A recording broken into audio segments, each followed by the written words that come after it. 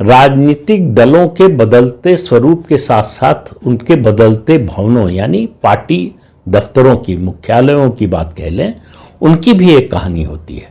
तो आज ऐसी ही एक पार्टी की कहानी, उसके भवनों की और उस पार्टी की कहानी जो साथ साथ चलती रही, उसके बारे में बताने जा रहा हूं कि किस तरह से पार्टी का स्वरूप बदलता रहा और किस तरह से उसके मुख्यालय का स्वरूप बदलता रहा।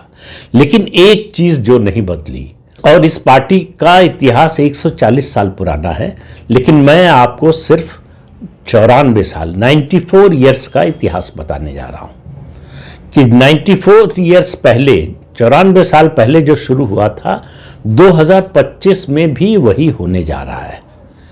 आप समझ गए होंगे पार्टी कौन सी है। कांग्रेस पार्टी की बात कर रहा हूं। देश की सबसे पुरानी पार्टी वही है। तो पहले तो अतीत से शुरू करते हैं। मैंने कहा 94 साल, 1931 याद कीजिए, 1931। मोतीलाल नेहरू देश के बड़े वकील थे और कांग्रेस के नेता भी थे। उन्होंने इलाहाबाद, जो आज प्रयागराज है, वहां अपना एक आवास बनाया। उसके बगल में आनंद भवन बनाया, जिसका बाद में नामकरण जो है स्वराज भवन के रूप में हुआ। 1931 में कांग्रेस वर्किंग कमेटी की यहां बैठक हुई है। तो वर्किंग कमेटी की बैठक हुई। अब ये तो सामान्य बात है कि पार्टियां हैं तो उनकी वर्किंग कमेटी की बैठकें होती रहती हैं, लेकिन इस बैठक में खास क्या था जो आपको 94 साल बाद भी दिखेगा। कांग्रेस पार्टी का मुख्यालय दिल्ली में 24 अकबर रोड से शिफ्ट होकर कोटला मार्ग पर जा रहा है।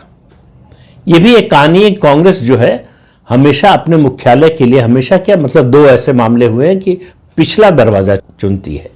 यहां भी जो ये प्लॉट मिला, ये दरअसल दीनदयाल उपाध्याय मार्ग पर है, लेकिन कांग्रेस पार्टी के दफ्तर का पता दीनदयाल उपाध्याय मार्ग के नाम पर हो, यह कांग्रेस पार्टी को कैसे बर्दाश्त हो सकता है। तो उसने दरवाजा, प्लॉट का जो पिछला हिस्सा था, उस तरफ मुख्य दरवाजा बनाया और वो कोटला मार्ग है। तो कोटला मार्ग पर कांग्रेस पार्टी का मुख्यालय शिफ्ट हो रहा है। देखिए, एक के बीच में एक कहानियां जुड़ी हुई, गुथी हुई कहानियां हैं। तो इसलिए आपको लगेगा कई बार कि जो है हम मुख्य विषय जो था उससे थोड़ा शायद भटक गए, विषयांतर भी हो रहा है। विषयांतर नहीं, लेकिन उन कहानियों को भी बताने की जरूरत है।